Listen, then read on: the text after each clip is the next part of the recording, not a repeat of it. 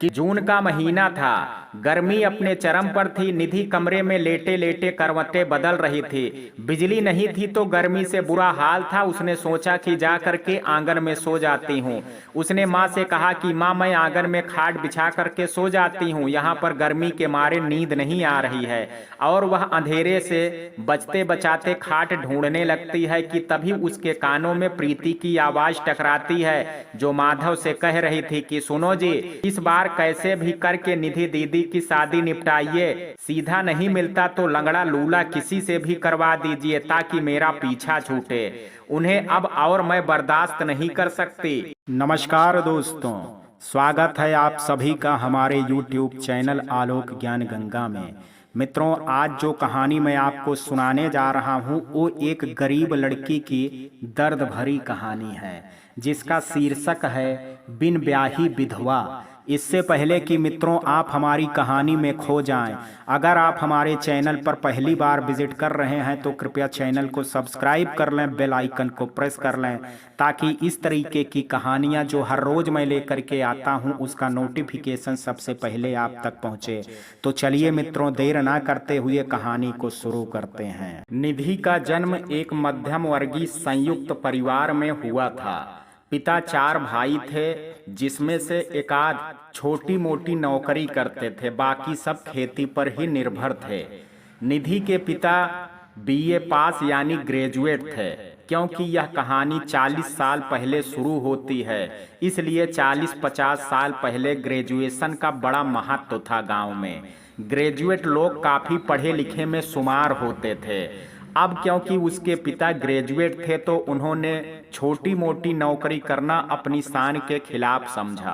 Private नौकरी करना अपनी तौहीन, और बड़ा काम कहीं मिला नहीं तो सारी उम्र बेरोजगार बैठे रहे। 4 अक्षर पढ़े लिखे लोग खेती करना भी अपनी शान के खिलाफ समझते हैं, तो मेहनत मजदूरी किसानी से भी जीवन भर दूरी ही बना करके रखी। दूरी नहीं रखी तो अपनी पत्नी से, जिसके परिणाम स्वरूप 2-3 बच्चे भी थे। बड़ी बेटी रिद्धि, छोटी बेटी निधि और एक लड़का माधव। जब तक संयुक्त परिवार था तो दाल रोटी ठीक ठाक चल ही जाती थी। परिवार वाले खेती गृहस्थी करते थे तो इनका भी उससे गुजारा हो जाता था।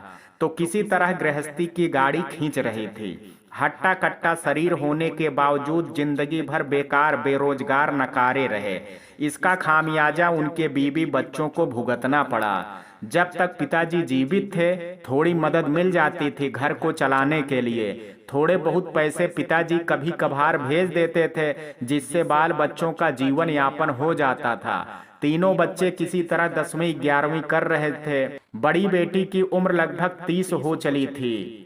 गांव घर वाले उसकी माँ को ताने सुनाने लगे थे कि 30-32 की होने वाली है, शादी कब करोगी? अब बाप को ही नहीं पड़ी है तो माँ बेचारी क्या करती? नाम मात्र की साक्षर 2 गज की घूंघट में चूल्हे चौका में ही अपना जीवन खपाने वाली उस साधारण माँ की औकात ही क्या थी। खैर, किसी तरह परिवारजनों के सहयोग से बड़ी बेटी की शादी ठीक ठाक घर में हो गई। तब तक छोटी बेटी निधि भी 28-19 साल की हो चुकी थी। क्योंकि घर में उसे सब छुटकी बुलाते थे तो पता ही नहीं चला किसी को कि कब छुटकी जवान हो गई।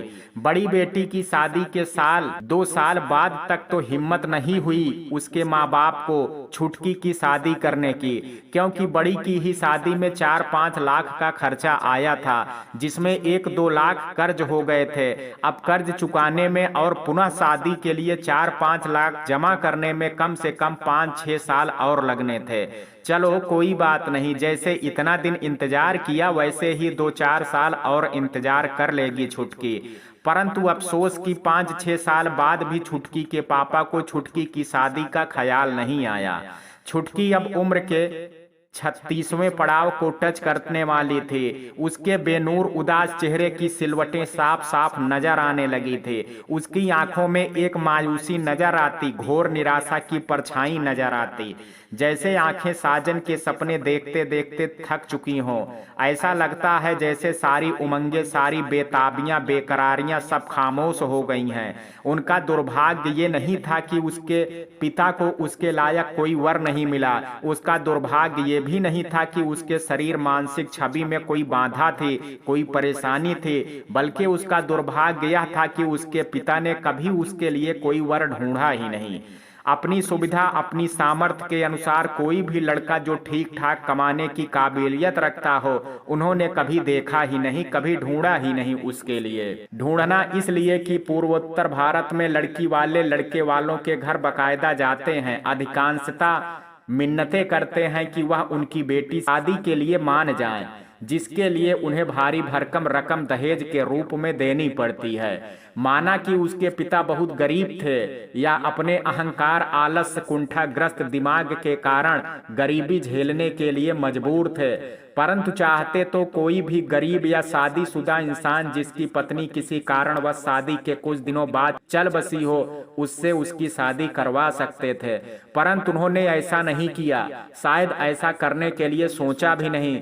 छुटकी की आकांक्षा, ख्वाहिशें उसके सपने चांद छूने की नहीं थी, तारे तोड़ने की भी नहीं थी। वह तो सिर्फ एक परिवार चाहती थी जिसमें उसका पति हो, उसके बच्चे हो, उसके माथे पर सिंदूर लगाने की अनुमति हो, उसकी आंखों में भी काजल हो, उसके माथे पर बिंदिया हो, उसके हाथों में भी रंग बिरंगी चमकीली चूड़ियां हो, जैसे उसके उम्र के बाकी लड़कियों के हाथों में होती है। उसका मन ललचा उठता जब उसके आस पड़ोस के भाई बहनों की शादियां होती, तो वह सोचती काश वह भी नई नई साड़ी, गहने, कान में झुमके, पैरों में छनकती पायल पहन करके इठलाती फिरती। मगर उसके नसीब में तो हाय, उस विधाता ने इतनी खुशी भी ना लिखी। वह तो एक चुटकी सिंदूर के लिए उम्र भर तरसती रही। उसकी हम उम्र लड़कियां नहीं, वो सब तो कब की शादी ब्याह करके अपने अपने ससुराल बस चुकी थी, अपने बाल बच्चों में व्यस्त थी। अब तो उसके सामने भतीजी भतीजियों का भी ब्याह हो चुका था, सबका घर बस चुका था। नहीं बस पाया था तो सिर्फ छुटकी का। नए उम्र की लड़कियां उसे दबे स्वर में चिढ़ाती, उसका मजाक बनाती और वह अपने सारे गम, अपनी सारी उदासियों को समेटे अपनी खूब बेजान ओंठों पर मुस्कुराहट लाने की कोशिश करती। वो किसी को जताना नहीं चाहती थी कि वह कितनी तन्हा, कितनी उदास, भीतर तक टूटी हुई है। वह अक्सर सोचती है कि वह तो ईश्वर की भक्ति में तल्लीन भी नहीं थे, उसे संसार से विरक्ति हो ऐसा भी नहीं था, फिर क्यों उसे बैरागी जीवन जीने पर मजबूर होने पड़ा। एक बिन ब्याही विधवा का जीवन जीने को मजबूर होना पड़ा, आखिर उसका कसूर क्या था? एक गरीब घर में जन्म लेना उसका कसूर था या एक संवेदनहीन पिता के घर में, एक कर्तव्यहीन पिता के घर में जन्म लेना उसका कसूर था? इन्हीं सवालों के साथ वह आज भी बैठी थी, पिया मिलन की आस में, अपने बाप की पगड़ी को संभाले। निधि का भाई माधव भी अब जवान हो गया था। जैसे तैसे ग्रेजुएशन कंप्लीट करके एक दवाई के कंपनी में MR के तौर पर नौकरी मिल गई थी, जिससे घर की माली हालत थोड़ी सुधर गई थी। निधि भी बैठे बैठे हाथ पैर मारती रहती थी छोटी मोटी नौकरी के लिए। बहुत प्रयास करने पर एक निजी स्कूल में हिंदी टीचर की नौकरी मिल गई थी। वेतन तो मुश्किल से 3-4 हजार ही था, पर निधि के लिए जैसे डूबते को तिनके का सहारा था। वो बहुत खुश थी यह नौकरी पा करके।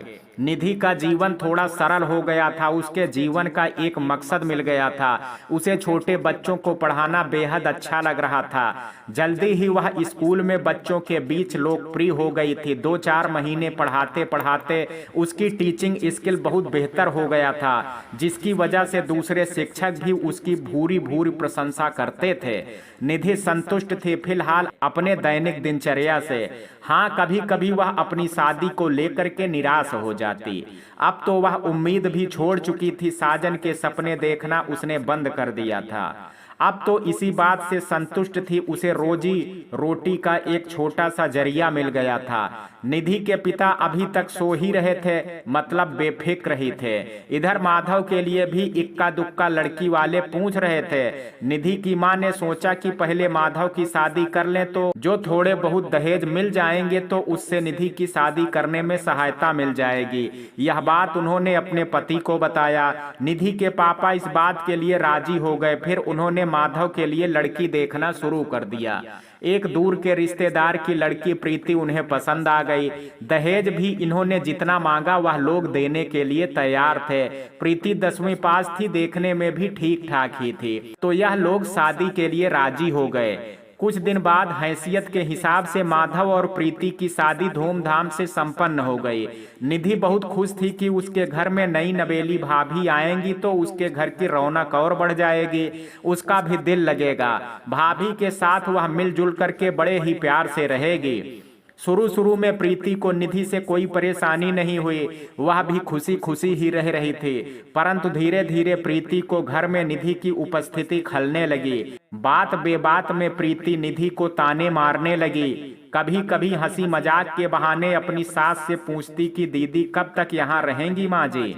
आपको नहीं लगता कि दीदी की उम्र हो गई है अब बाल बच्चे करने की? कब तक बैठा के रखिएगा इन्हें भी? तो ससुराल जाने का मन करता होगा ना? क्यों ना कोई अच्छा भला लड़का?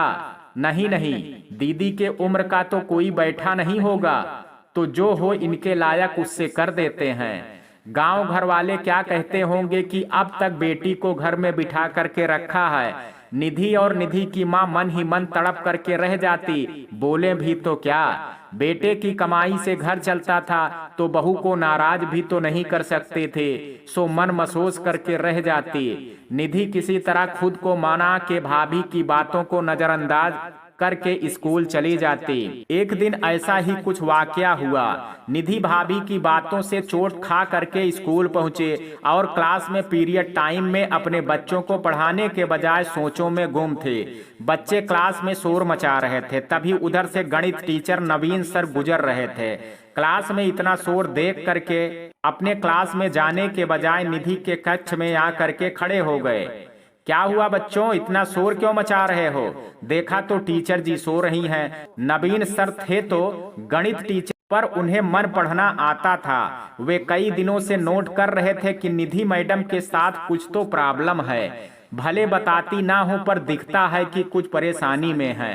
पर फिर कभी इस समय इनसे इस विषय पर बात करना सही नहीं होगा। ऐसा सोच करके वे वहां से चुपचाप चले गए। निधि शाम को थके हारे कदमों से घर लौटी। रसोई में जा करके देखा तो खाने के लिए कुछ भी नहीं था। माँ चापाकल पर बर्तन धो रहे थे। माँ भूख लग रही है, खाने के लिए कुछ है क्या? निधि ने उदासी से पूछा। रसोई में तो कुछ नहीं था बेटी, इसलिए बर्तन साफ कर दिया। प्रीति कहाँ है? निधि ने पूछा तो माँ ने बताया आज माधव काम से जल्दी आ गया था तो बहू उसी के साथ बाजार गई है। कह रही थी कि माँ जी खाना बना लीजिएगा, आने में देर हो जाएगी। अच्छा, कह करके निधि रसोई में जा करके थोड़ा गुड़ खा करके पानी पी ली। रात में खाने की तैयारी भी माँ बेटी ने मिल करके किया। अब तो यह रोज की बात हो गई। प्रीति किसी न किसी बहाने से खाना नहीं बनाती और निधि और उसकी माँ को ही खाना बनाना पड़ता। निधि नहीं चाहती थी कि उसका भाई रात में थका हारा आए और उसे खाना भी नसीब ना हो या इसकी वजह से घर में कोई क्लेश हो। वैसे भी क्या कर सकते थे, हक तो माँ बाप पर होता है ना, भाई भाभी पर तो कोई जोर नहीं है। और निधि के पिता आज भी वैसे ही कर्तव्यहीन और कर्महीन थे, तो उन्हें कोई मतलब ही नहीं था किसी बात से। उन्हें तो बस 2 वक्त की रोटी की पड़ी थी, वह मिल जाता उन्हें किसी और बात की चिंता नहीं थी। माँ बेचारी कर ही क्या सकती थी, बेटी के दर्द को देख करके अंदर ही अंदर घुटी जाती थी। हाय, उस अबला ने भी कभी सुख का मुंह ना देखा, सारा जीवन गरीबी और लाचारी में ही बीता। निधि को माँ की हालत देख करके बहुत अफसोस होता। अक्सर सोचती काश माँ के जीवन में संतोष के 2 क्षण दे पाती। जीवन भर माँ ने सुख का मुंह ना देखा, जीवन भर सुकून के लिए तरसती रही, पर मैं अभागन उन्हें क्या सुख दे सकती हूँ। सारी दुखों की जड़ तो मैं ही हूँ, उसी के लिए तो माँ दिन रात चिंता में घुली जाती हैं। निधि को कुछ समझ में नहीं आता है कि वो क्या करे। स्कूल में गणतंत्र दिवस की तैयारी चल रही थी, बच्चों से परेड की प्रैक्टिस करवाई जा रही थी, सारे प्रांगण साफ करवाए जा रहे थे। निधि को बच्चों को स्पीच के लिए प्रिपेयर करने की जिम्मेदारी दी गई थी, जिसके लिए वह जी जान से लगी थी ताकि प्रिंसिपल साहब को कोई शिकायत का मौका ना मिले। निधि ऑफिस में बैठ करके ही स्पीच बनाने में लगी थी कि तभी नवीन सर आ गए। और निधि मैम, क्या चल रहा है आजकल? स्पीच की तैयारी हो गई क्या, या मैं कोई मदद करूं? नवीन सर ने बहुत ही सरलता और अपनेपन से कहा। नहीं सर, मैं कर लूंगी, थैंक यू, निधि कह करके अपने काम में मसरूफ हो गई। निधि, मैं आपसे कुछ कहना चाहता हूँ। जी कहिए, निधि ने व्यस्त होने का दिखावा करते हुए कहा। अगर आपके मन में कोई परेशानी हो तो, तकलीफ हो तो आप मुझसे शेयर कर सकती हैं। मैं आपके उचित सुझाव देने की कोशिश करूंगा। मैं देखता हूं कि आप क्लास में भी खोई खोई उदास रहती हैं। घर में कोई तकलीफ है क्या? निधि हड़बड़ा गई। नहीं नहीं, कोई तकलीफ नहीं है, कोई तकलीफ नहीं है, सब ठीक है। आप बेवजह परेशान हो रहे हैं, निधि ने अपनी परेशानी छुपाते हुए कहा। तो नवीन सर शर्मिंदा से हो गए। कोई बात नहीं, परेशानी होगा तो कहिएगा जरूर। हम सब एक परिवार की तरह हैं और हम सदैव अपने सहकर्मियों के मदद के लिए तत्पर रहते हैं, कह करके नवीन सर चले गए। खिड़की से स्कूल की लेडी चपरासी मंजू यह सब देख सुन रही थी। सर के जाने के बाद दौड़ी दौड़ी आई। अरे मैडम, वह नवीन सर आपको क्या पट्टी पढ़ा रहे थे? अरे मैडम, उनसे ज्यादा मुंह मत लगाइएगा, मुझे तो उनके लक्षण कुछ ठीक नहीं लगते हैं। अरे नहीं नहीं, ऐसा कुछ नहीं है मंजू, वह तो बस ऐसे ही स्पीच के बारे में पूछ रहे थे, निधि ने बचाव किया। वैसे मंजू, नवीन सर के बारे में और क्या जानती हो? निधि ने थोड़ी दिलचस्पी दिखाई। अरे मैडम, मैं तो सब जानती हूँ, मंजू ने इठलाते हुए कहा। बेचारी की 2 साल पहले बीबी चल बसी कैंसर से, शादी के 2-3 साल बाद ही। एक बेटा है घर में, एक बूढ़ी माँ है जो बच्चे को संभालती हैं। बेटा अभी 3 साल का हो गया होगा। वैसे स्वभाव के अच्छे हैं, सबसे अच्छे से बात करते हैं, किसी से बुरा बर्ताव करते नहीं देखा है। पर मैडम, इन लोगों से बच कर के रहिए, इनका क्या भरोसा। अकेली लड़की देख करके ये मर्द लोग चांस मारते हैं, इसलिए इनके ज्यादा मुंह मत लगिएगा, कह करके मंजू तमक करके चली गई। निधि मंजू की बातों पर हंस दी। गणतंत्र दिवस के दिन बच्चों ने बढ़िया स्पीच दिया। सभी टीचर ने निधि को बधाई दी कि उसने अच्छा वर्क किया। बच्चे भी टीचर को थैंक्स कह रहे थे। किसी तरह निधि के दिन गुजर रहे थे। जून का महीना था, गर्मी अपने चरम पर थी। निधि कमरे में लेटे लेटे करवटें बदल रही थी। बिजली नहीं थी तो गर्मी से बुरा हाल था। उसने सोचा कि जा करके आंगन में सो जाती हूँ। उसने माँ से कहा कि माँ, मैं आंगन में खाट बिछा करके सो जाती हूँ, यहाँ पर गर्मी के मारे नींद नहीं आ रही है। और वह अंधेरे से बचते बचाते खाट ढूंढने लगती है कि तभी उसके कानों में प्रीति की आवाज टकराती है, जो माधव से कह रही थी कि सुनो जी, इस बार कैसे भी करके निधि दीदी की शादी निपटाइए। सीधा नहीं मिलता तो लंगड़ा लूला किसी से भी करवा दीजिए ताकि मेरा पीछा छूटे। उन्हें अब और मैं बर्दाश्त नहीं कर सकती। सारी जिंदगी हम ही ठेका नहीं ले रखे हैं इन्हें पालने का। पालने के लिए आपके माँ बाप क्या कम हैं जो जीवन भर आपकी बहन को भी मैं झेलूं। चुप रहो प्रीति, कोई सुन लेगा, मैं देखता हूँ क्या हो सकता है। अब निधि दीदी की उम्र का लड़का भी तो मिलना चाहिए। निधि सुन करके दंग थी। भाई भाभी की बात सुन करके पल भर के लिए उसके मन में बहुत आक्रोश आया।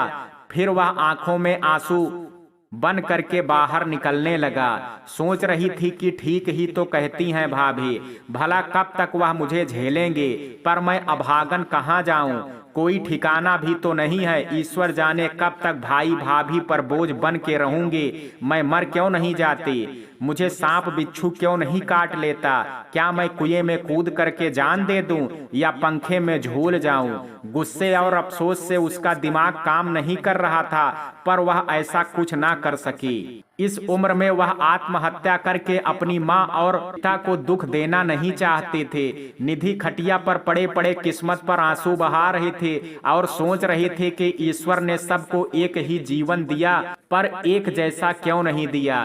किसी के जीवन में फूल ही फूल है और किसी का दामन सिर्फ कांटों से ही क्यों भर दिया।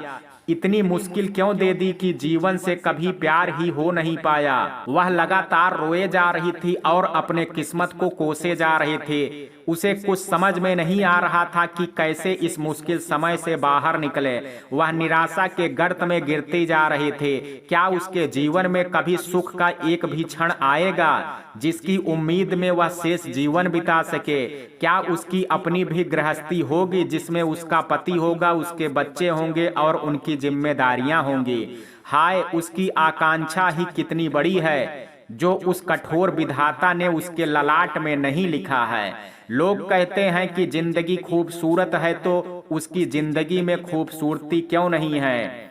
उसने किसी का क्या बिगाड़ा था? उसने ऐसा क्या गुनाह किया था जिसकी सजा खत्म ही नहीं होती और वह आज तक भुगत रही है? निधि का मन दुख और निराशा से भरा हुआ था। उसका मन ही नहीं, उसकी आत्मा भी सिसक रहे थे। किसी तरह रात कटी और सवेरा हुआ। निधि रोज की तरह अपने काम निपटा करके स्कूल जाने के लिए तैयार हो गई। किसी और को भनक भी नहीं लगने दी रात की घटना के बारे में। स्कूल के लिए निधि पैदल ही निकल पड़ी, क्योंकि बस स्टॉप पे खड़ा होने का मन ही नहीं था उसका। वैसे भी 1-2 किलोमीटर के अंतराल पर ही स्कूल था, तो मात्र 20 मिनट का रास्ता था। निधि स्कूल टाइम से पहले ही पहुंच गई। कुछ टीचर आए थे, कुछ आने बाकी थे।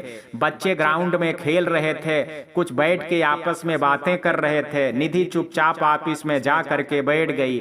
सारे टीचर धीरे धीरे करके आने लगे थे। आज नवीन सर अपने बेटे प्रिंस को भी साथ लाए थे।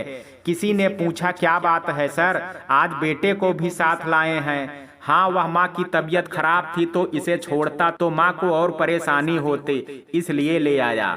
बैठेगा नर्सरी के बच्चों के साथ, नवीन सर ने हंसते हुए कहा।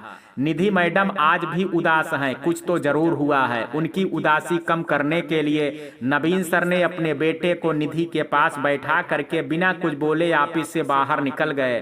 थोड़ी देर बाद निधि प्रिंस के साथ खेल रही थी। प्रिंस बहुत ही प्यारा बच्चा था, जल्दी ही निधि से घुल मिल गया।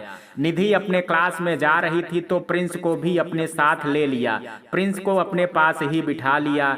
सारे बच्चे भी प्रिंस के साथ खेलने को उत्साहित थे। प्रिंस के साथ आज का दिन निधि का अच्छा गुजरा। नवीन सर भी जानबूझ करके प्रिंस को नहीं ले गए ताकि निधि प्रिंस के साथ खेलने में अपनी सारी परेशानी थोड़ी देर के लिए ही सही पर भूल जाए। उसके चेहरे पर मुस्कुराहट देख करके नवीन सर को ना जाने क्यों अच्छा लग रहा था और उन्होंने फैसला किया कि प्रिंस को रोज वो स्कूल ले करके आ जाएंगे। प्रिंस जब से स्कूल आने लगा था, निधि के चेहरे पर थोड़ी रौनक आ गई थी। अब वह थोड़ी खुश खुश रहने लगी थी। प्रिंस के साथ समय कब बीत जाता था पता ही नहीं चलता था। यह बात उसकी भाभी प्रीति को अच्छी नहीं लगी। प्रीति अपना दिमाग चलाने में लगी थी। आखिर ऐसी क्या बात है कि कल तक जो सूखे फूल से मुरझाई थी, अचानक इनके चेहरे पर इतनी रौनक कैसे आ गई? आजकल निधि दी तो बड़ा ही खिली खिली नजर आती हैं। कोई बात है क्या? कुछ तो चक्कर है। क्या बात हो सकती है? उसका खुरापाती दिमाग सोच सोच करके पागल था। निधि इन बातों से बेखबर रोज की तरह स्कूल जा रहे थे। प्रिंस उसके साथ ही रहता, उसी के क्लास में ज्यादातर खेलता। नवीन सर भी निश्चिंत हो करके अपना काम करते रहते थे। नवीन सर को निधि की सादगी पसंद आने लगी। निधि के प्रति सहानुभूति कब अलग एहसास के रूप में पनपने लगा उन्हें भी पता ना चला। नवीन सर निधि को प्रिंस के माँ के रूप में देखने लगे। वे कल्पना करने लगे कि निधि अगर प्रिंस को माँ के रूप में मिल जाए तो दोनों का भविष्य सिक्योर हो जाए। पर उन्होंने अपने मन की भावनाओं को मन में ही रखना उचित समझा। आज घर में सुबह से ही रौनक थी, क्योंकि निधि की बहन रिद्धि आ रही थी। उसके 2 बच्चे श्रेयांश, आराध्य 5 साल और 2 साल के थे। प्रिंस स्कूल जाने लगा था। आराध्या तो अभी छोटी थी। निधि बहुत खुश थी। आज उसने स्कूल से छुट्टी ले करके रखा था 1 हफ्ता के लिए। बहन के आ जाने से निधि एकदम व्यस्त हो गई थी और उसके बच्चों के साथ टाइम बिताना उसे अच्छा लग रहा था। और निधि स्कूल में कैसा चल रहा है सब? बच्चे ज्यादा परेशान तो नहीं करते हैं? रिद्धि ने पूछा। नहीं दीदी, कोई परेशानी नहीं है। बच्चे बहुत प्यारे हैं, सब मानते हैं मेरी बात। निधि, क्या सोचा है तुमने? पापा को तो फिक्र नहीं है। माधव भी प्रीति के आगे पीछे दुम हिलाता है। देख करके तो नहीं लगता है किसी को तुम्हारी परवाह है। एक माँ बेचारी दिन रात तेरी शादी की चिंता में घुली जाती हैं, पर वह कर ही क्या सकती हैं? तो तूने क्या सोचा अपने बारे में? कब तक अकेली रहोगी? कोई तो सहारा चाहिए। तेरे बाकी के जीवन का क्या? रिद्धि हर बार की तरह उसी सवाल में उलझी थी जिसका उत्तर निधि के पास ना पहले था ना आज। तो मैं क्या कर सकती हूँ दीदी? मेरे हाथ में क्या है? मनुष्य तो परिस्थितियों का दास है, जो मैं हूँ। भला मेरे नसीब में जो है वह मुझे मिल रहा है। मुझे अच्छे से पता है कि प्रीति को मैं फूटी आंख नहीं सुहाती। उसका बस चले तो किसी भी लंगड़ा लूला के साथ मेरा ब्याह करा के गंगा नहा ले। कहते कहते निधि की आंखें आंसुओं से भर गई। नहीं जी, ऐसा नहीं है, हम सब तुम्हारा भला चाहते हैं। नहीं, ऐसा ही है दीदी, निधि बीच में बात काटते हुए बोली और उस रात की सारी घटना बताई। सुन करके रिद्धि हैरान थी, उसे प्रीति से ऐसी उम्मीद नहीं थी। निधि, तुम खुद कुछ कर, अगर तुम्हें कोई पसंद हो तो मुझे जरूर बताना। कोई दे या ना दे, मैं तुम्हारा साथ जरूर दूंगी। निधि फीकी हंसी हंसते हुए बोली, पर मुझे अब कौन पसंद करेगा दीदी? मुझमें ऐसा क्या है जो किसी को पसंद आऊं? कोई खासियत भी तो नहीं जो किसी को इम्प्रेस कर सकूं। ऐसा क्यों सोचती हो पगले? सुंदरता तो देखने वाले की आंखों में होती है। हो सकता है किसी को यह साधारण सी दिखने वाली निधि ही पसंद आ जाए। वह कहते हैं ना, जोड़ियां तो ऊपर से बन करके आती हैं। तो तुम्हारा भी तो कोई जोड़ा होगा जरूर, बस दिख नहीं रहा है। निधि ने उसे सांत्वना देते हुए कहा। क्या दी, मुझे बहला रही हो? बच्ची थोड़े ना हूँ। अब जो हो सो हो, सब ऊपर वाले पर छोड़ दिया उसने। मेरे लिए भी जरूर कुछ सोचा होगा, आगे उसकी मर्जी। रिद्धि करीब एक हफ्ते तक रही। निधि उतने दिन स्कूल नहीं गई। बच्चों के साथ वक्त कैसे बीत गया पता ही नहीं चला। वैसे और कोई बड़ी खुशियां तो थी नहीं उसके जीवन में, तो बस इन्हीं छोटी मोटी बातों से वह खुश हो जाया करते। इधर प्रिंस स्कूल रोज आता, पर निधि के बिना वह बहुत शैतानियां करता। नवीन सर की जरा भी नहीं सुनता। उनकी माँ की तबीयत भी दिन ब दिन बिगड़ती जा रही थी। कुछ उम्र का भी तगाजा था, मजबूरन स्कूल आना ही पड़ता था। इतने सालों में जितना परेशान नहीं हुए थे उतना इन 7 दिनों में हुए। रात में बिस्तर पर लेटे लेटे नवीन सर सोच रहे थे, अगर माँ को कुछ हो गया तो मैं प्रिंस को कैसे संभालूंगा? घर चलाने के लिए कमाना तो पड़ेगा, और अगर कमाने जाता हूं तो प्रिंस को कौन संभालेगा? इसलिए उनका ध्यान बार बार निधि की तरफ जा रहा था। इतने दिनों में निधि का व्यवहार जहां तक उन्होंने परखा था वह काफी समझदार सुलझी हुई लगते थे। प्रिंस से उसे प्यार है ऐसा दिखता था उसके अपनत्व में, उसके स्वभाव में झलकता था। पर सिर्फ अंदाजा लगाने से रिश्ते तो नहीं बनते हैं, इसलिए उन्होंने इंतजार करना ही उचित समझा जब तक निधि के तरफ से कोई संकेत ना मिले। आज निधि तड़के स्कूल पहुंच गई थी, क्योंकि शनिवार था तो मॉर्निंग में स्कूल था। रिद्धि के जाने से निधि बहुत मायूस थी, तो जाने का मन तो बिल्कुल नहीं था, पर सोचा शनिवार जाऊंगी तो हाफ डे भी है, अगले दिन संडे है तो वैसे भी छुट्टी ही रहेगा, तो इस हफ्ते का पूरा पगार ना कटे, इसलिए उसने आना ही सही समझा। प्रिंस की बदमाशियों की वजह से आज नवीन सर ने छुट्टी ले रखी थी।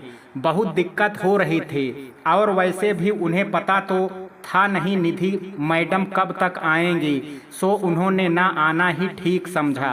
प्रिंस के बिना निधि को अच्छा नहीं लग रहा था। उसे तो जैसे आदत हो गई थी प्रिंस की बदमाशियों की, उसके बचपने की। नवीन सर भी कहीं दिखाई नहीं दे रहे थे।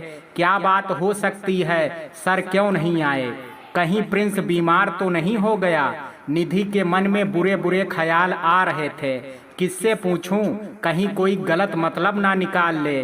वह नहीं चाहती थी कि इस उम्र में अब उसे लेकर के कोई लड़कियों की तरह बातें बने, गलत अटकलें लगाएं लोग, उसे व्यंग्यात्मक दृष्टि से कोई देखे। पर उसका मन प्रिंस में ही लगा था। उसने अपने क्लास के बच्चों से ही इस बारे में पूछना सही समझा, और उसने क्लास के बच्चों से पूछा कि क्या प्रिंस कल आया था कि नहीं। बच्चों ने एक स्वर में कहा, हाँ मैडम आया था। प्रिंस तो रोज आता था नवीन सर के साथ, पर उसने सर को बहुत परेशान किया, उनकी एक ना सुनता था। कल तो वह सीढ़ियों से गिर गया था, घुटने से खून भी बह रहा था। नवीन सर बहुत परेशान हो रहे थे, शायद इसलिए आज नहीं आए। यह सब सुन करके निधि दुखी हो गई। निधि खुद भी नहीं समझ पा रही थी कि उसे क्यों तकलीफ हो रही है प्रिंस के ना आने से। उसका तो कोई नाता रिश्ता भी नहीं था प्रिंस के साथ, फिर उसके लिए इतनी सेंटी क्यों हो रही थी।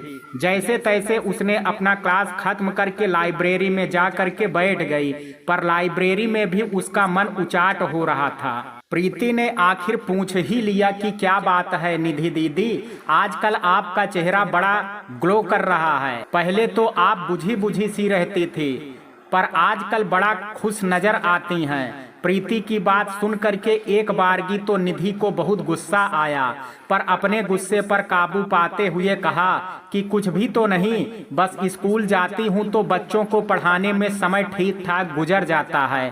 प्रीति उत्तर पा करके संतुष्ट तो नहीं हुई, पर चुप हो गई और अपनी सास की तरफ देखते हुए कहा कि माँ जी, मेरी छोटी वाली मासी का फोन आया था।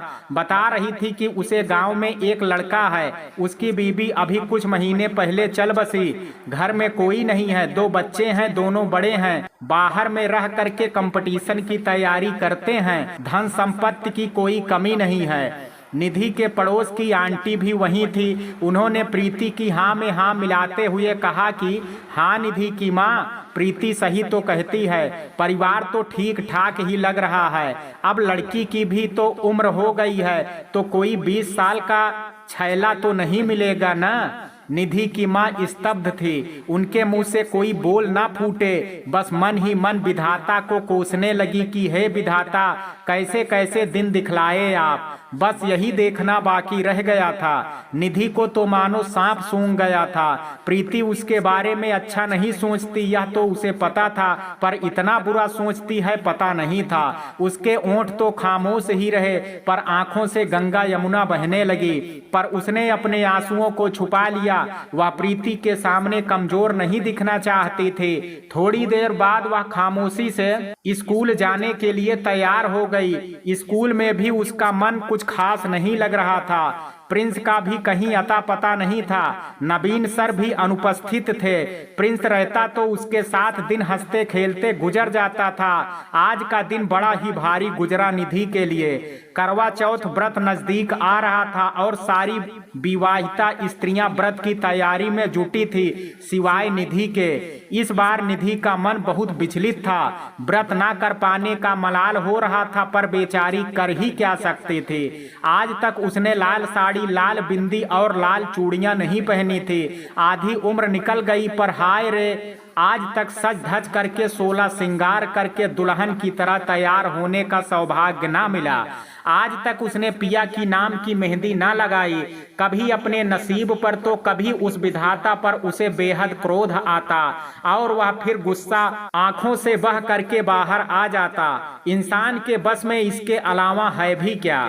करवा चौथ के दिन प्रीति सुबह से मेहंदी लगाने में लगी थी, मतलब सारा काम निधि को ही करना था। जल्दी जल्दी खाना बना करके चूल्हा चौका करके वह स्कूल जाने के लिए तैयार हो गई। आज घर से निकलने में देर हो गई थी तो निधि स्कूल भी देर से ही पहुंची।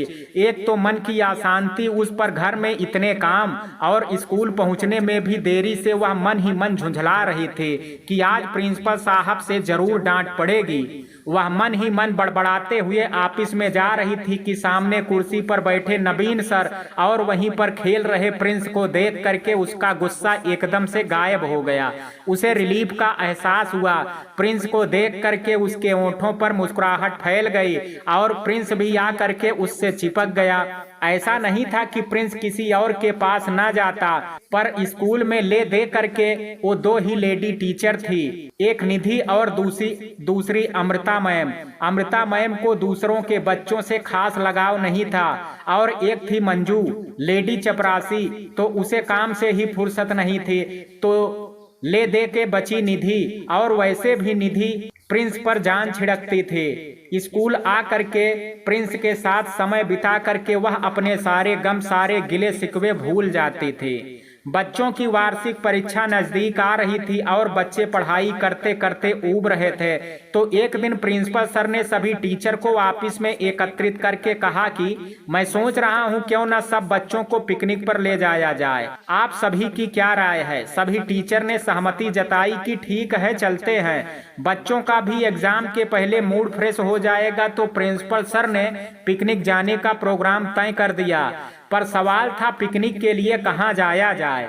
तो नवीन सर ने कहा कि बच्चों को ऐतिहासिक स्थल, म्यूजियम, लाइब्रेरी और चिड़ियाघर भी दिखा सकते हैं। तो ऐसी जगह जाते हैं जहां यह सारी चीजें उपलब्ध हों। सुरेश सर ने कहा क्यों नवाबों का शहर लखनऊ ना जाया जाए। लखनऊ के स्थापत्य स्मारक, ऐतिहासिक प्रासंगिकता और लजीज व्यंजन बहुत ही प्रसिद्ध हैं। सबकी सहमति से तय हुआ कि अगले शनिवार के दिन सब पिकनिक पर जाएंगे।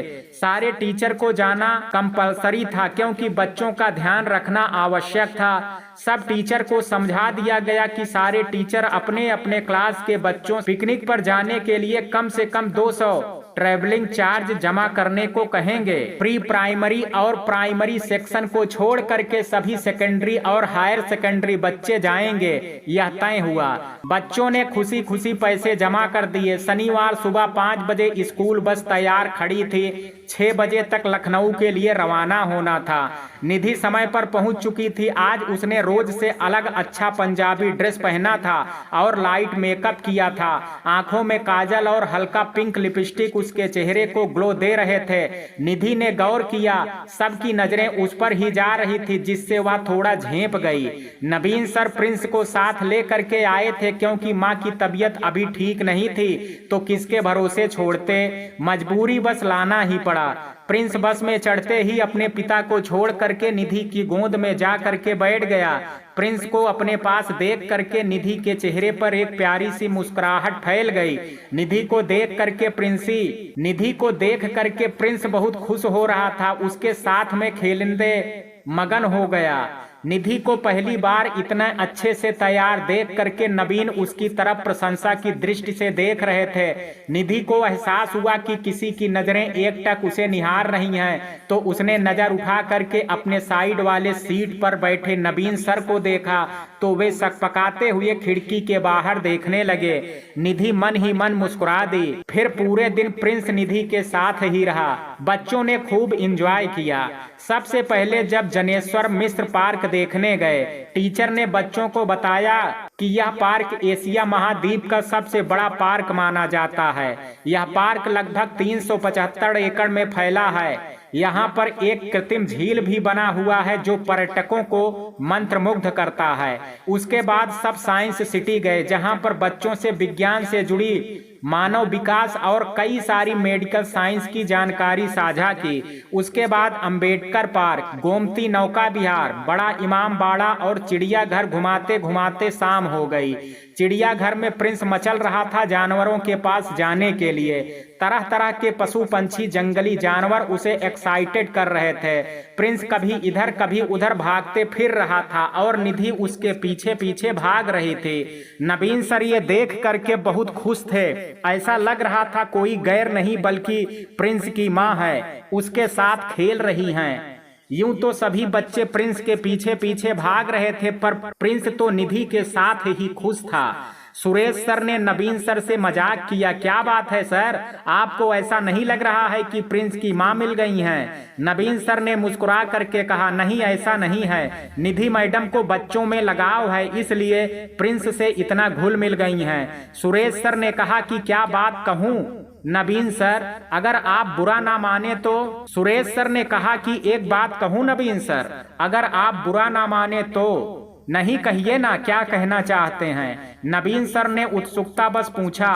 क्यों नहीं, निधि मैडम से इस बारे में बात करते हैं। अगर वह मान जाए तो प्रिंस को उसकी माँ मिल जाएंगी और निधि कोई बच्ची भी तो नहीं है। आप दोनों की जोड़ी अनफिट भी नहीं लगेगी। नवीन सर खुद को रोक ना सके और कह डाला कि चाहते तो हम भी यही हैं, पर डर लगता है कहीं निधि मैम बुरा ना मान जाएं।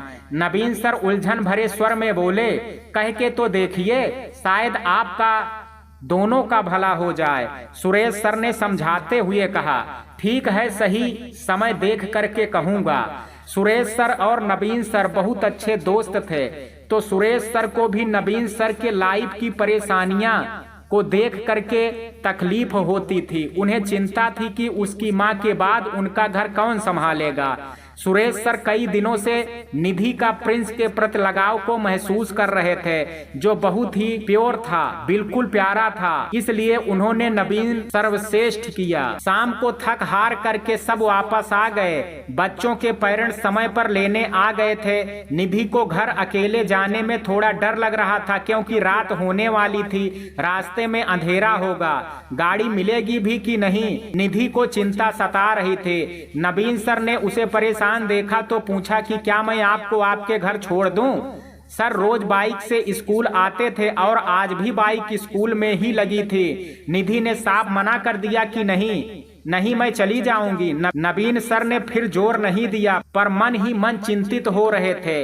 इसलिए निधि के जाने पर थोड़ी दूरी पर गाड़ी खड़ी करके देखते रहे कि निधि मैम कैसे घर जा रही हैं। निधि करीब आधे घंटे बस स्टॉप पर खड़ी रही, पर कोई गाड़ी नहीं दिख रही थी। निधि परेशान थी कि क्या करे, कैसे घर जाए।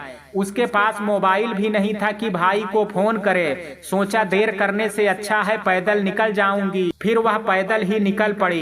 इधर उधर देखते हुए पैदल जा रही थी और उसका मन भी डर रहा था। वह हनुमान जी को याद करते हुए चल रही थी।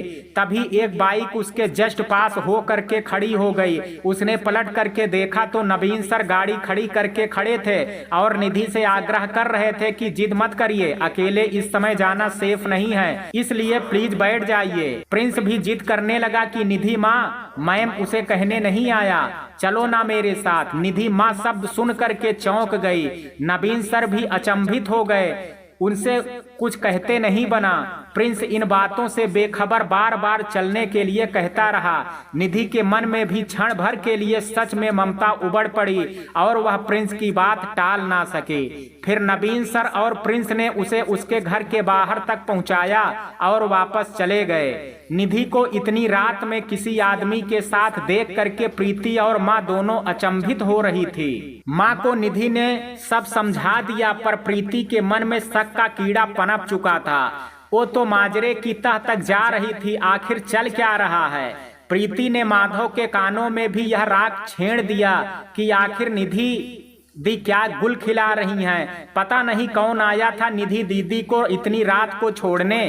दिन भर इसी के साथ घूमती रही आपकी लाडली बहन, और अब बाइक पर भी घूम रही हैं। गांव वाले देखेंगे तो क्या इज्जत रह जाएगी हमारी। लोग हजार बातें बनाएंगे। मैं तो कहती हूँ कि मौसी के बताए हुए रिश्ते को स्वीकार कर लेते हैं।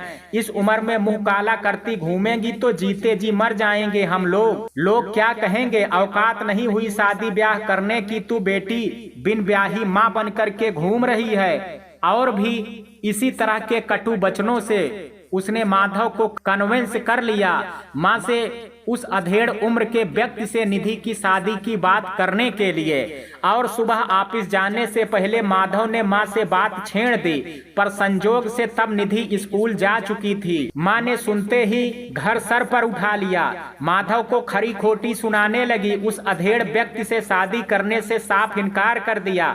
मेरी बेटी जिंदगी भर कुंवारी रह जाएगी, पर उस आदमी से शादी नहीं होने दूंगी मैं। वह तुम लोगों पर कौन सा निर्भर है। वह अपना खर्चा खुद कमा करके निकालती है, 2 टाइम खाना ही खाती है ना इस घर का। और क्या जानती हैं, साबुन तेल शैम्पू कपड़े सब का इंतजाम खुद ही करती है, मेरा खर्चा भी उठाती है। तो फिर तुम लोगों के सीने में इतना दर्द क्यों उठ रहा है। जब तक वह नहीं कहेगी मैं किसी ऐसे आयरे गैरे से अपनी बेटी का ब्याह नहीं करूंगी। माधव ने लाख समझाना चाहा, पर माँ अपनी बात पर अटल रही। माँ, मैं भी दीदी का भला चाहती हूँ, आप ही सोचिए ना। दीदी की उम्र निकलती जा रही है, हमारी कमाई भी इतनी नहीं है कि कहीं 9-10 लाख जमा है। 2-4 लाख का तो अब कोई मोल नहीं है। कहाँ से लाएंगे दीदी के लिए ढंग का लड़का। माँ प्लीज आप हाँ कर दीजिए ना, दीदी का घर बस जाएगा, नहीं तो यह रिश्ता भी हाथ से निकल जाएगा। माधव अपनी माँ को समझाते हुए कह रहा था। इसी अधेड़ उम्र का आदमी मिला था तुम्हें दीदी का घर बसाने के लिए। माँ ने दांत पीस करके कहा, कौन सा 2-4 बैठी थी शादी के लिए, यही तो एकमात्र, वह भी तुम लोगों के लिए भार हो रही है। नहीं, ऐसा नहीं है माँ, जब दीदी की सही उम्र थी शादी करने की तो उस समय मैं छोटा था। अब मेरे बड़ा होने के साथ साथ निधि दीदी की उम्र भी बड़ी होती चली गई, तो मैं कहाँ से लाऊंगा ढंग का लड़का। माधव ने रुआंसे हो करके कहा तो उसकी माँ थोड़ी पसीज गई। ठीक है, पहले निधि से बात करके देखो, अगर वह तैयार है ब्याह करने के लिए तो मुझे कोई ऐतराज नहीं है। प्रीति खुश हो रही थी कि आखिर माधव ने माँ को मना ही लिया। ऐसा नहीं था कि माधव को अपनी माँ से बहन से प्यार नहीं था, ऐसा भी नहीं था कि वह बुरे दिल का इंसान था, बस वक्त और हालात को वह कंट्रोल नहीं कर पा रहा था। इतनी कमाई थी जिसमें घर ठीक ठाक चल जाता था, परंतु बैंक बैलेंस जीरो के बराबर था। तो ऐसे में अपनी अधिक उम्र की बहन के लिए ढंग का लड़का ढूंढना उसके लिए पॉसिबल नहीं था। ऊपर से प्रीति का दबाव उसे और भी परेशान कर रहा था, सो मजबूरी में उसे इस रिश्ते के लिए तैयार होना ही पड़ा। स्कूल में नवीन सर कल प्रिंस ने जो नादानी की थी, मतलब निधि को माँ कह के पुकारा था, उसके लिए माफी मांग रहे थे। उन्होंने कहा कि निधि मैडम, प्रिंस की बात का बुरा मत मानिएगा, प्रिंस अभी बच्चा है, नादान है और वह आपसे काफी अटैच हो गया है, इसलिए आप में उसे अपनी माँ की छवि दिखने लगी है। साल भर का था तभी उसकी माँ चल बसी, तब से उसने माँ क्या होती है यह नहीं जाना। आपसे मिल करके उसे उसी प्यार का एहसास होने लगा है, इसलिए कुछ भी बोलता है। एक बार फिर से माफी मांगता हूँ। नवीन सर ने दोनों हाथ जोड़ दिए। निधि एकदम से हड़बड़ा गई। उसने जल्दी से कहा, कोई बात नहीं, मुझे बुरा नहीं लगा, प्रिंस बहुत प्यारा बच्चा है, उसका साथ मुझे भी अच्छा लगता है, मैं उसके किसी भी बात का बुरा मान ही नहीं सकती।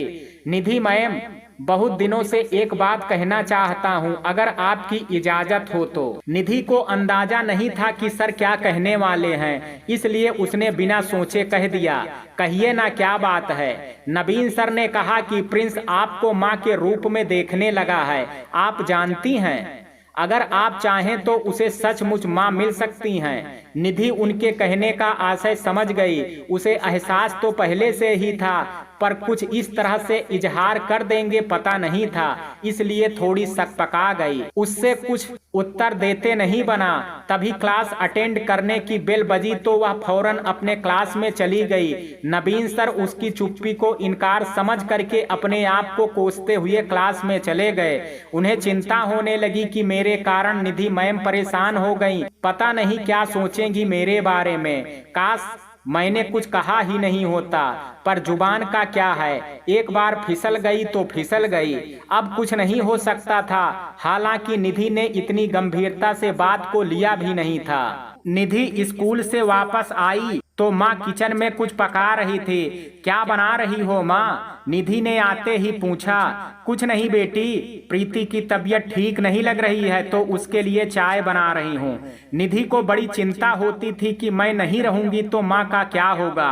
प्रीति का तो रोज रोज का काम था, या आए दिन बीमारी का बहाना बना करके सर में तेल डाल करके लेट जाती थी। अभी तो निधि थी तो वह संभाल लेती थी, पर उसके ना रहने पर माँ का क्या हाल होगा, सोच करके वह परेशान हो जाती थी। ऐसा नहीं था कि माधव को माँ की चिंता नहीं थी या वह लायक बेटा नहीं था, पर एक तो दिन रात की मेहनत और ऊपर से प्रीति से वह रोज रोज चिक चिक करना नहीं चाहता था। घर में शांति बनी रहे, इसके लिए वह अक्सर प्रीति की हाँ में हाँ मिला देता था। खैर, निधि का मूड अन्य दिनों से बेहतर था, इसलिए वह पर्स रख करके हाथ पैर धो करके किचन में घुस गई। माँ लकड़ी के धुएं में लगातार खांसे जा रही थी। निधि ने उन्हें हटाया और मुंह से फूंक करके आग जलाई। एक बर्नर का एक गैस स्टोव था जो खास मौके पर जलाया जाता था, जैसे कोई मेहमान आ गए हों या दोपहर को चाय पीने का मन हो या किसी को चाय पिलानी हो तो गैस पर बनाने की अनुमति थी, नहीं तो अक्सर चूल्हा जलाया जाता था। सबको चाय पिला करके निधि खाने की तैयारी में लग गई, क्योंकि वह एक अनजानी खुशी महसूस कर रही थी, इसलिए कोई गीत गुनगुनाते हुए सब्जी बनाने लगी। उसकी खुशी प्रीति से देखी नहीं गई। चाय का कप रखने के बहाने किचन में आ धमकी और निधि को देखते हुए कहा, निधि दी, आपको पता है माँ जी रिश्ते के लिए मान गई हैं। कौन सा रिश्ता? निधि को याद नहीं था इसलिए पूछा। तो प्रीति बड़ी ढिठाई से बोली, वही जो मेरी मौसी ने बतलाया था। निधि के पैरों तले जमीन खिसक गई। वह तो अवाक हो गई, मन ही मन बड़बड़ाई, ऐसा नहीं हो सकता है, ऐसा नहीं हो सकता। माँ कैसे मान गई? माँ तो बिल्कुल तैयार नहीं थी। जरूर इसने पट्टी पढ़ाई होगी माँ को। वह तो कल्पना मात्र से सिहर उठी। भला वह कैसे उस बूढ़े आदमी के साथ घर बसाएंगी? उसकी सारी खुशी 2 पल में गायब हो गई। निधि दौड़ते हुए माँ के गले लग गई और रोते रोते पूछा, आपने ऐसा क्यों किया माँ? मैंने किसी का क्या बिगाड़ा था? क्यों मुझे नर्क की आग में झोंक रही हो? मैं इतनी भी तो बड़ी नहीं हूँ। 55-60 साल के आदमी के खूंटे में बांध दो मुझे। माँ मेरी उम्र ज्यादा है, इसमें मेरा क्या कसूर है? माँ मैं भी तो नहीं चाहती थी कि मैं बेटे बेटियों को पढ़ाने लिखाने की उम्र में कुंवारी बैठी रहूं। तो फिर सजा मुझे क्यों मिल रही है? निधि बेबसी से तड़प रही थी। उसकी माँ ने उसे गले से लगा लिया और प्यार से सर पर हाथ फेरते हुए कहा कि मेरी बच्ची, मैं भी तुम्हारा कभी बुरा नहीं चाहती। मेरे बस में होता तो दुनिया की तमाम खुशियां तुम्हारी झोली में डाल देती और सब की तरह तुम्हें भी कम उम्र में धूमधाम से शादी कर डोली में विदा करती। पर क्या करूं? हाय, मुझ जैसी अभागन कौन होगा जो अपनी बेटी के हाथ पीले भी ना कर सके? निधि बेटा, तुम तो जानती हो मेरी तबीयत ठीक नहीं रहती। तुम्हारे पिता तो जीवन भर कान में रुई डाल करके पड़े रहे, तो किसी और का क्या भरोसा? माधव की खुद की जिम्मेदारियां हैं। कब तक माँ बहन का बोझ ढोते रहेगा? बेटा, मेरी आंखें बंद हो गई तो कौन तुम्हारा सहारा रहेगा? मेरी आत्मा को चैन ना मिलेगा तुम्हें यहाँ अकेले छोड़ करके। मेरी आत्मा भटकती रहेगी तुम्हारी खुशी की चाह में। प्रीति का स्वभाव बहुत मीठा होता तो मुझे इतनी चिंता ना होती। पर बेटा जरा सोच, मेरे बाद तेरा क्या होगा? किसके सहारे इतनी बड़ी जिंदगी काटेगी? इसलिए कहती हूँ अकेले रहने से तो अच्छा ही है किसी की पत्नी बन करके रहो। हो सकता है उसके बच्चों का स्वभाव भी अच्छा हो, तो तुम्हारा हरा भरा परिवार तो होगा जिसे तुम अपना कह सकोगी। निधि माँ की तर्क के आगे कुछ ना बोल सकी। उसने जीवन से हार मान ली। ठीक है माँ, जैसा आपको ठीक लगे।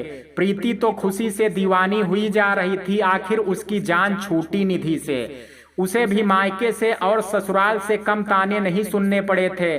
कब होगी ननद की शादी? प्रीति तुम्हारी ननद कब ससुराल बसाएगी? सुन सुन करके तंग आ चुकी थी। अंततः इन प्रश्नों से उसे छुटकारा मिलेगा, यह सोच करके उसकी खुशी दुगनी हो रही थी। फिर प्रीति ने अपनी मौसी को कॉल लगाया और बात करके कहा कि मौसी, हम लोगों को यह रिश्ता मंजूर है। आप लड़के से बात करके बताइए कि रिश्ता पक्का करने के लिए आ जाएं। स्कूल में नवीन सर निधि से नजरें चुराने लगे थे। निधि का उतरा चेहरा देख करके उनको पक्का यकीन था कि निधि मैम उनकी बातों से नाराज हैं। उन्हें क्या पता था कि निधि मैम तो खुद से नाराज थी, अपने हाथों की लकीरों से नाराज थी। निधि स्कूल में एकदम चुप चुप रहने लगी थी। प्रिंस को भी इग्नोर करने लगी थी। किसी से कोई बात नहीं करती, सबसे अलग थलग पड़ी रहती। नवीन सर को बहुत बुरा लग रहा था। उनके कारण निधि मैम की हंसी चली गई। काश मैंने कुछ नहीं पूछा होता। निधि को देखने लड़के वाले आ रहे थे, इसलिए उसने 2 दिनों की छुट्टी ले रखी थी। निधि को देखने कुछ लोग आए थे। होने वाला दूल्हा नहीं आया था, उनके परिवार वाले आए थे। हाँ, दूल्हे का फोटो आया था। निधि चाय लेकर के आई सब के लिए, फिर बड़ों के पैर छूने लगी। पर सब औरतें नहीं नहीं, आप पैर मत छूइए, आप तो मेरी होने वाली जेठानी हैं या मेरी होने वाली भाभी हैं, ऐसा कह रही थी। निधि ने उन्हें गौर से देखा। सब 50-55 की अम्मा लग रही थी। निधि का मन रो पड़ा। यह सब रिश्ते में छोटी लगेंगी तो आखिर वह आदमी कितना बड़ा होगा जो मेरी मांग का सिंदूर बनने जा रहा है। उसको वहां पर रुकना जरा भी अच्छा नहीं लग रहा था, पर निंदा के भय से वहीं पर खड़ी रही। प्रीति खुशी खुशी निधि दीदी के गुणों का कुछ सच्ची तो कुछ झूठी बखान कर रही थी और निधि लज्जित हो रही थी। लड़की को पसंद क्या करना था, यह तो सिर्फ फॉर्मेलिटी थी। सो निधि को पसंद कर लिया गया। मिठाई बांटे गए, बधाई हो के नारे लगाए गए और निधि बेहोश हो रही थी। खैर सब लोग वापस चले गए तो निधि की जान में जान आई। निधि 2 दिन बाद स्कूल गई थी। क्लास में अनमनी सी बैठी थी। पढ़ाने का बिल्कुल मन नहीं हो रहा था, इसलिए बच्चों को कुछ याद करने के लिए दे करके बैठ गई। टेबल के सहारे दोनों कोहनी से चेहरा छुपा कर उसके दिमाग में तमाम तरह की बातें चल रही थी। माँ के दिल का सुकून, भाई को मिलने वाली राहत, भाभी की खुशी, सबकी भलाई इसी में थी कि वह इस शादी को अपना ले। वह सोच रही थी कि ऐसे भी कौन सा राजकुमार आने वाला है सफेद घोड़े पर बैठ करके उसे ब्याह करके ले जाने के लिए, इसलिए वह इस रिश्ते को स्वीकार करेगी, दिल से करेगी। नवीन सर की माँ की तबीयत ज्यादा बिगड़ गई थी। अभी अभी फोन आया था, इसलिए हाफ डे की छुट्टी ले करके घर जा रहे थे। कॉरिडोर से गुजरते हुए निधि के क्लास से होकर के गुजरने लगे तो प्रिंस चिल्ला पड़ा, निधि माँ, निधि माँ कह करके उसे कमरे की ओर दौड़ा। नवीन सर भी पीछे पीछे हो लिए। निधि अभी भी ख्यालों में गुम थे, इसलिए प्रिंस की आवाज सुनाई नहीं दी। प्रिंस उसका हाथ पकड़ करके उठाने लगा। निधि माँ उठिए ना। फिर वह अपने पापा की ओर देख करके चिल्लाया, पापा निधि माँ को बुखार है। नवीन सर ने भी उसके सर को छुआ तो वो तप रहे थे। करीब 102 डिग्री बुखार तो होगा। नवीन सर ने अंदाजा लगाया। निधि मैम आपको घर जाना चाहिए, बहुत तेज बुखार है आपको। नवीन सर की बात सुन करके निधि बेजान से मुस्कुराए। कोई बात नहीं, ठीक हो जाऊंगी कह करके उसने बात टाल दी, पर नवीन सर उसके पीछे ही पड़ गए। चलिए मैं आपको डॉक्टर के पास लेकर के चलता हूँ, उधर से ही घर छोड़ दूंगा। निधि मना करती रही पर सर ने उसकी एक भी ना सुनी और जबरदस्ती हाथ पकड़ करके उठाया और अपने साथ गाड़ी पर बैठा करके हॉस्पिटल की ओर चल दिए। निधि बड़बड़ाती रही, रहने दीजिए सर, मैं ठीक हूँ, मर भी गई तो क्या फर्क पड़ता है, कौन रो रहा है मेरे लिए, और भी जाने क्या क्या। डॉक्टर के पास पहुंच करके सर ने गाड़ी रोक दी। निधि आहिस्ता से प्रिंस के साथ नीचे उतर गई। डॉक्टर साहब चेक वेक करके बोले कि मिस्टर नवीन, आपकी वाइफ को मलेरिया के लक्षण हैं, इसलिए बुखार और कमजोरी फील हो रही है। आपकी वाइफ सुन करके निधि एकदम से लजा गई और नवीन सर बुरी तरह से झेप गए, पर कुछ कह नहीं पाए। अभी डॉक्टर ने 2 दिन का दवा दिया है और बोले कि टाइम टू टाइम खा करके दिखाएं, ठीक ना होगा तो खून जांच करवाना पड़ेगा। नवीन सर निधि को लेकर के बाहर आ गए। निधि शर्म से पानी पानी हो रही थी, उससे रहा ना गया। गाड़ी पर बैठते ही उसने पूछ डाला, डॉक्टर साहब को आपकी वाइफ कहने पर कुछ कहा क्यों नहीं? मैं क्या कहता, जो कहना था कह चुके थे, फिर सफाई देने का क्या फायदा। सर गाड़ी के शीशे में निधि को देखते हुए कहा, तो निधि से कुछ उत्तर देते नहीं बना। नवीन सर आगे बोले, वैसे निधि मैम, आपने मेरी बात का जवाब नहीं दिया। मैं आज भी इंतजार में हूँ। माँ की तबीयत दिन प्रतिदिन बिगड़ती जा रही है। सोचता हूँ माँ के बाद प्रिंस का क्या होगा, मैं अकेले कैसे संभालूंगा इसे। कहते कहते नवीन सर का गला रूंध गया। निधि को अच्छा नहीं लगा उनकी तकलीफ सुन करके, पर मैं क्या कर सकती हूँ। आपको मेरी फैमिली से बात करनी चाहिए थी, जो कि अब देर हो चुकी है। मतलब? नवीन सर चौंक करके बोले, मतलब मेरी शादी ठीक हो गई है। किसके साथ? नवीन सर ने बिना एक पल गंवाए पूछा। है कोई 2 बच्चों का बाप, जो मेरे बाप की उम्र का है। क्या? नवीन सर भौचक्के थे। उनको निधि की बीमारी का कारण समझ आ गया था। निधि, अभी भी देर नहीं हुई है। अगर आप हाँ कहें तो मैं अभी आपके पेरेंट्स से बात कर लूंगा। नहीं, अब बहुत देर हो गई है कह करके निधि गांव से थोड़ी दूर ही पहले गाड़ी रोकने के लिए बोल करके उतर गई। आप कहीं गिर ना जाएं, मैं आपको घर तक छोड़ देता हूं, नवीन सर ने फिक्रमंदी से कहा। निधि ने साफ मना कर दिया और बुदबुदाते हुए कहा, जिसको राम गिराना चाहे उसे कौन संभाल सकता है। निधि ने तो कहा तो बड़ा ही आहिस्ता से था, पर नवीन सर सुन गए और उसकी बातों का आशय समझ करके बहुत ही दुखी हो गए और मन ही मन एक दृढ़ निश्चय किया। फिर निधि को वहीं छोड़ करके लौट गए। जल्दी जल्दी घर पहुंचे तो माँ को बहुत तेज बुखार था और खांसी से हाँफ रही थी। सर की चिंता और बढ़ गई। जल्दी से माँ को दवाई दी और ठंडे पानी की सर पर पट्टी लगाए। नवीन सर के मन की बात जान करके निधि और दुखी हो गई कि काश समय रहते कुछ कहा होता तो दोनों का भला हो जाता। नवीन सर भले एक बच्चे के पिता थे, पर उनकी उम्र निधि के बराबर ही थे, तो दोनों की जोड़ी ठीक ही लगती। पर होनी पर किसका जोर चलता है। निधि हद से ज्यादा निराश हो चुकी थी। मित्रों, कहानी के इस भाग में आज इतना ही। शेष कहानी कल सुनेंगे भाग 2 में। कहानी का ये भाग आपको कैसा लगा, आप अपनी राय मुझे कमेंट बॉक्स में जरूर दीजिएगा। वीडियो पसंद आया हो तो वीडियो को लाइक शेयर, अगर चैनल पर पहली बार विजिट कर रहे हैं तो कृपया चैनल को सब्सक्राइब करना ना भूलें। कल मिलते हैं कहानी के शेष भाग के साथ। तब तक के लिए जय हिंद, जय भारत।